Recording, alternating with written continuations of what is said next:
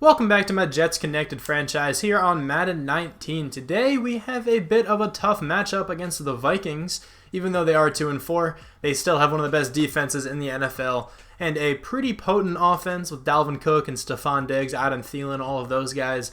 But there has been, recently there has been a new development with the New York Jets. They signed former backup quarterback for the New York Giants, Davis Webb. So, since the Giants didn't actually cut him in this franchise, I'm just going to trade for him, I guess. Maybe I'll give him CJ Beathard. I'm not going to be making every single move the Jets make in real life, but I will make a couple. If I'm aware of the moves, if I just see them, I think I saw this one on Twitter. So if I just kind of come across something the Jets do, I will try to make that move in real life. Obviously, they didn't actually trade for Davis Webb, but let's see if this will go through. There we go. CJ Beathard for Davis Webb. So now the Giants have CJ Beathard as one of their backup quarterbacks. That's okay. So Davis Webb is now on the team. Not really that big of a trade, but maybe he can play better than CJ Beathard because Beathard did struggle last week. I think what I want to do now, though, I just kind of forgot that this was even an option, that you can set captains. Is Robbie Anderson a captain? He is not. I want Robbie Anderson to be a captain on offense. Let me set some of these guys. I kind of just forgot to do this. So on the offense, I think you may be able to set 3 on offense and 3 on defense, maybe. But another player I want to set as a captain is Tevin Coleman. I'm not going to set Darnold yet because I don't think he's proven himself, yet to be a captain. And then on the defensive side, I'm going to set Leonard Williams as one if he's not already. Okay, so Leonard Williams already is a captain. So then I think I might set Marcus May. Honestly, Marcus May has been playing well enough, to the point where I think he deserves to be a captain. So Marcus May will be a captain. I like Leonard Williams and Marcus May there. And then maybe on the special teams, maybe I'll set a special teams captain. Let's give Cairo Santos a little captain badge because he's been playing well for us. I can't set him as a captain. So maybe I set my limit. I don't know. But I'm going to keep these guys as the captains. I think that's okay. One other thing I changed is that I moved my offensive scheme to vertical zone run. The reason why I want to do this is that I think this, lines up with the team the best, especially with the players I want to be getting more experience. Because if you guys didn't know, I'm pretty sure this is true, but if a player fits the scheme, they get more experience, than if they do not fit the scheme. I understand here Sam Darnold currently doesn't fit the scheme, but he is, 1 overall point from fitting it. He just has to become a strong arm, which I can easily do once I get a skill point with him. I will definitely put all my skill points into the strong arm category. I feel like I would have wanted to do that anyway. So then he will fit this scheme and hopefully get more experience, but this scheme also allows Tevin Coleman, Robbie Anderson, Jermaine Kearse, or Darius Stewart to all fit it, and then Kelvin Beachum and Brandon Shell, they will also fit the scheme along with Jordan Leggett. So I'm okay with that, and a couple backups here, I think. There's probably some backup offensive linemen who fit the scheme as well.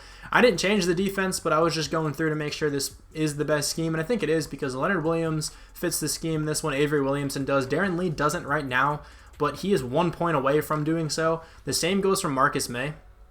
He is 1 point away from fitting the scheme. So I think this works really well. Also, Jamal Adams fits the schemes. Brian Poole fit it. He does. So I think this is a good scheme fit for the defense, especially with the players who I want to get the most experience. Also, the reason why I haven't spent my experience points is that I'm just waiting for the midseason mark. I think it would be just interesting to do it then and then to go over the midseason stats and all that stuff. But without further ado, I'm going to hop into this game against the Vikings. The Minnesota Vikings signed one of the NFL's top free agents this past year in Kirk Cousins, and pairing him with Stephon Diggs and Adam Thielen and Dalvin Cook and Kyle Rudolph make for a very, very hard to stop offense. Their O-line is not fantastic, but they kind of make up for that with other weapons on the offensive side. And not to mention their insanely good defense, one of the best D-lines in the NFL, one of the best safeties in the NFL in Harrison Smith. Xavier Rhodes is a great number 1 lockdown corner, and they have very agile and athletic linebackers. So this is going to be a tough game for the Jets. They have not been good offensively so far this season, and this is going to be, no easier than any other game they have already played. It is going to hone in, though, on Kendall Wright. Kind of an unlikely player for the Vikings offense to be honed in on, but he had a pretty good game last week. He had 5 catches, 81 yards, and 2 touchdowns. with a long of 40.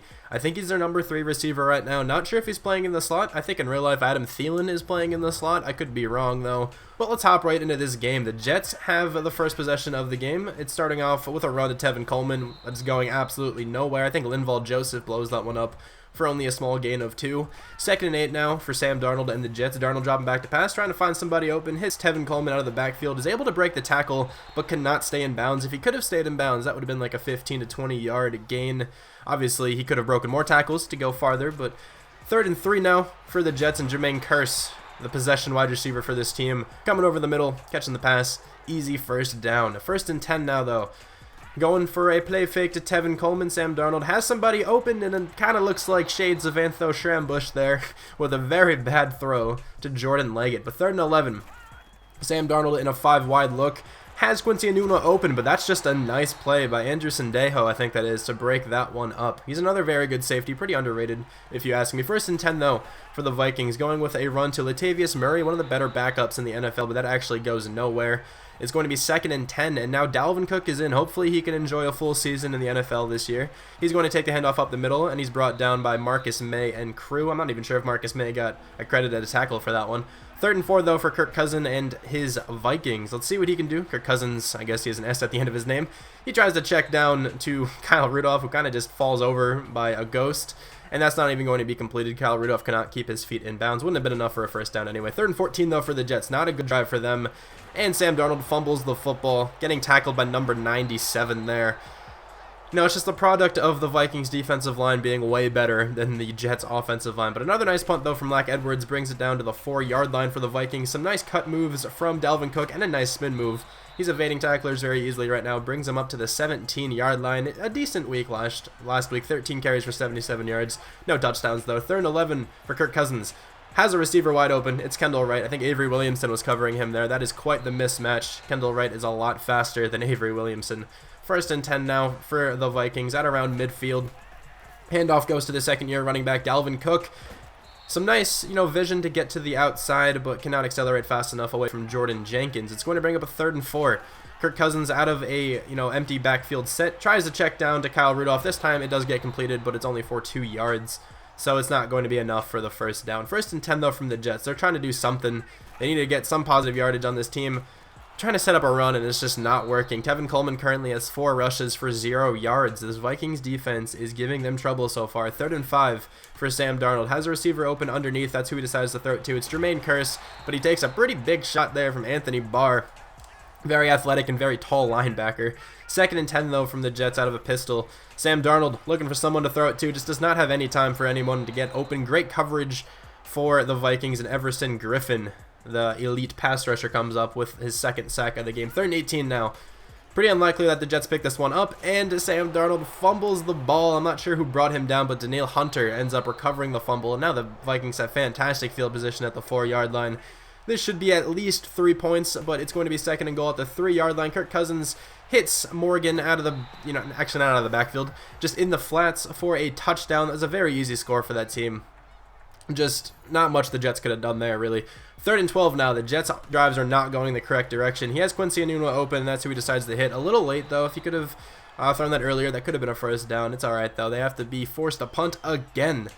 The Jets' offense is looking terrible. 1st and 10, though, for Kirk Cousins. Kendall Wright catches the pass. A missed tackle from Jamal Adams. He does make up for it, kind of, by tackling him in the end, but still should have had him before the first down marker and not after a gain of like 20. 3rd and 5, though, from the Vikings. The Jets desperately trying to get off the field, and they are not able to do that. Stephon Diggs just sits right there between the zone of the Jets players, and he's able to pick up a very easy first down. 1st and 10, though, for Kirk Cousins and his Vikings. That is a nice throw to Stephon Diggs, and a nice catch for him. A way to hold on to it for the receiver out of Maryland. 1st and 10, though.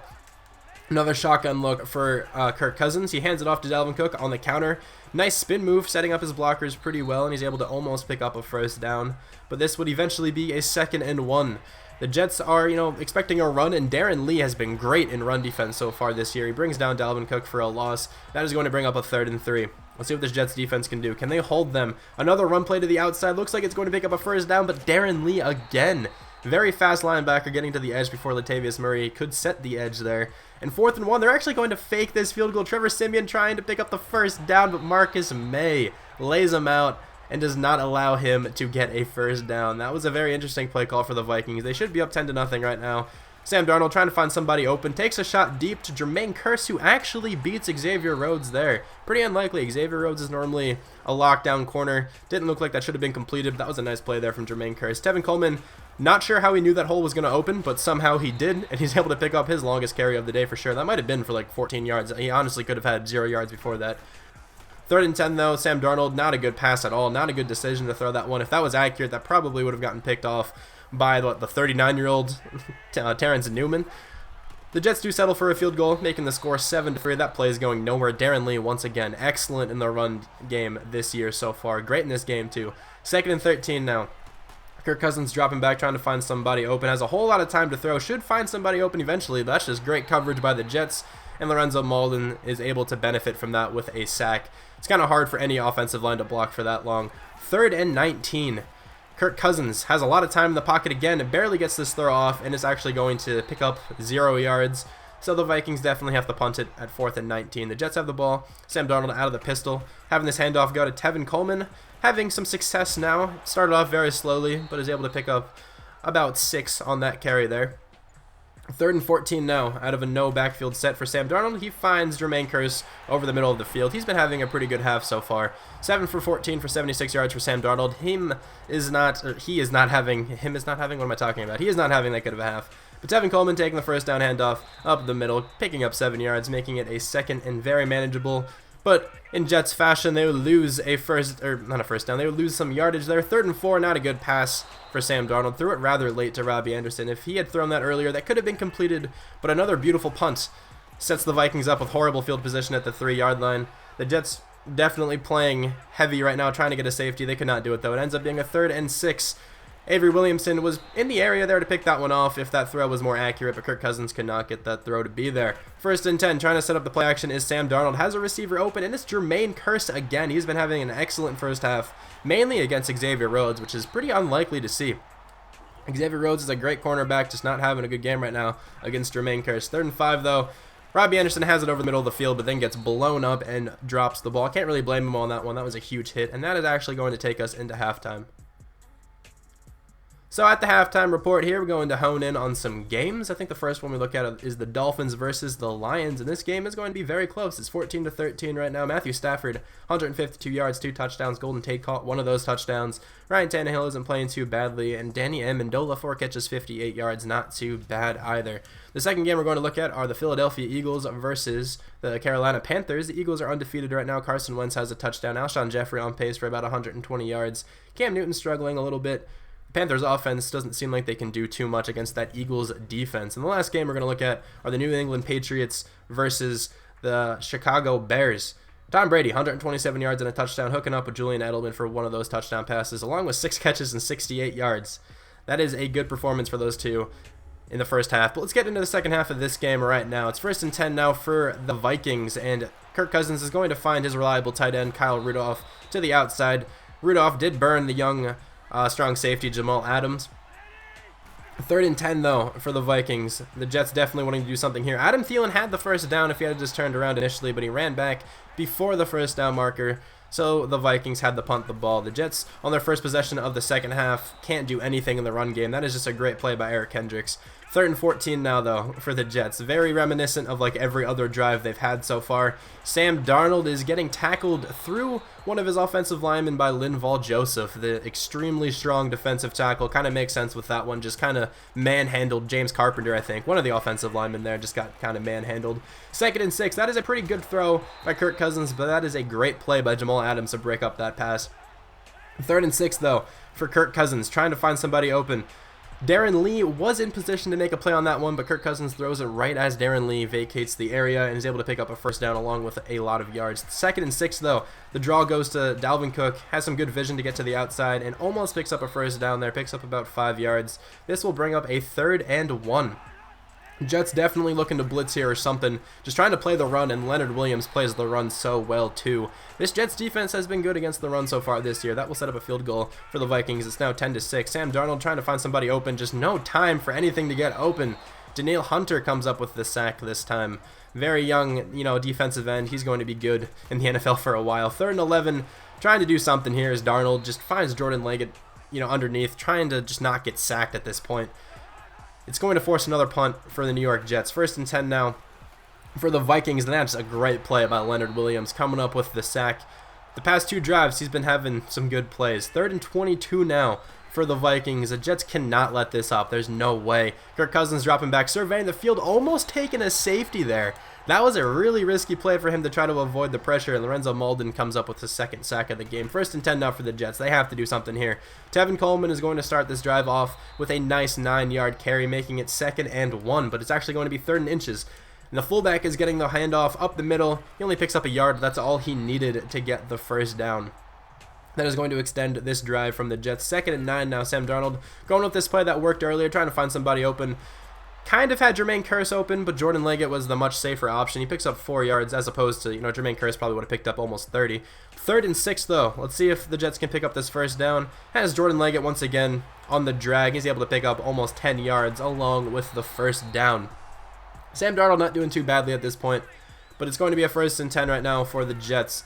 Play fake, he goes to Tevin Coleman, and there's no time to throw the ball. Danielle Hunter comes up with a 2nd sack of the game. 2nd sack of this drive, I think. Could be wrong, though. 2nd and 6, though. 2nd and 16, Tevin Coleman runs into some contact early, but is still able to salvage like 5 yards in that carry. Not a bad run whatsoever. That's actually going to take us into the 4th quarter as well, with a 3rd and 10 for the New York Jets. Sam Darnold trying to find somebody open and gets sacked again. Sheldon Richardson gets 2 sacks. Everybody from the Vikings D-line is getting involved in this one. 1st and 10 for the Vikings, and that is just a wonderful play again by Darren Lee. He's made, 5 great run-stopping plays so far this game. 3rd and 8, though, for the Vikings. The Jets trying to get off the field. They need to do something on defense here. They've been playing well on defense, too, and Steve McClendon forces the fumble. Can anybody from the Jets pick it up? They cannot. Dalvin Cook is able to recover the fumble and save a lot of field position for his defense. 2nd and 9 now. Tevin Coleman taking the handoff to the outside. If Robbie Anderson could have held his block, that probably would have been a 1st down. But still, not a terrible handoff there. Picks up about 3 yards. 3rd and 5, though. The Jets desperately need to convert this. He has a receiver open. Sam Darnold does. He actually had 2 receivers open. But Robbie Anderson just falls down right when he catches it just to ensure he holds on and picks up the 1st down. 1st and 10, though. Jordan Leggett, I think. No, it's actually Terrell Pryor. Picks up about 8 yards there, I think. And don't worry, next episode I change his number. I forgot at the beginning of this episode to change his number. 3rd and 1, though. That is not a good decision. That should have been intercepted by Xavier Rhodes and probably taken back for 6. That's just a rookie mistake there by Sam Darnold, but they are going to go for it. 4th and 1. Trying to find somebody open. Has Quincy Enunwa, but that is a great play by Xavier Rhodes to react fast enough to make the tackle and force the ball out. But 3rd and 4, they're going for a screen, the Vikings are, and Avery Williamson forces Dalvin Cook to make a move, but he spins directly into Lorenzo Malden. So that is going to give the Jets the ball again. Sam Darnold going for a play fake, has a receiver open deep. It's Robbie Anderson. Can he catch up to the ball? No, he can't.